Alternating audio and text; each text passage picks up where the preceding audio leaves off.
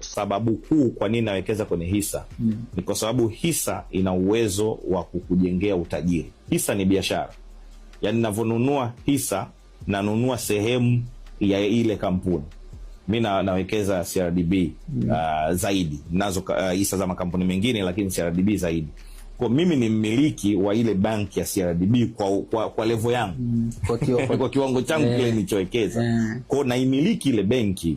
Kwa kama naimiliki, maana yake na mimi ni mmiliki, ni biashara. No matter how small. No matter how small, ni biashara. Na unajua biashara siku hizi, watu unajua tunaaminigi biashara ni ile ambayo nimeianzisha mimi na imiliki mimi kwa 100%. Ukiangalia matajiri wakubwa, mfano msearch Elon Musk, alafu angalia anamiliki hisa kiasi gani za Tesla.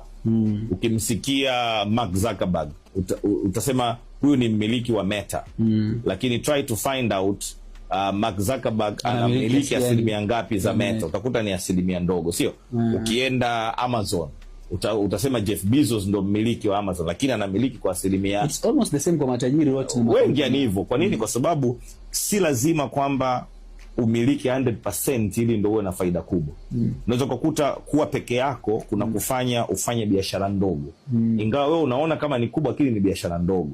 Lakini ukiweka nguvu na watu wengine, labda unaweza kufika mbali. Kwa hisa ni biashara. Kwa hisa ina uwezo wa kukujengea utajiri. Kwa mtu yote ambaye anaanza, especially kijana, hisa ni sehemu ambayo anahitaji kuwekeza. Ajifunze kwanza, kwa sababu ina technicalities nyingi, lakini ni sehemu ambayo inaweza kukujengea utajiri. Mimi nimeanza kuwekeza 2021, lakini nina hisa zangu ambazo zimekuwa zaidi ya mara 6 mpaka sasa. Miaka 4 tu, tuko watano. Mara 6 kutoka kwenye original amount. Yes, mara 6. Sasa wapi unaweza ukapata growth kama hiyo kama sio kwenye hisa au kwenye biashara? Kwa hiyo ukiweza fanya biashara, lakini pia hisa ni biashara.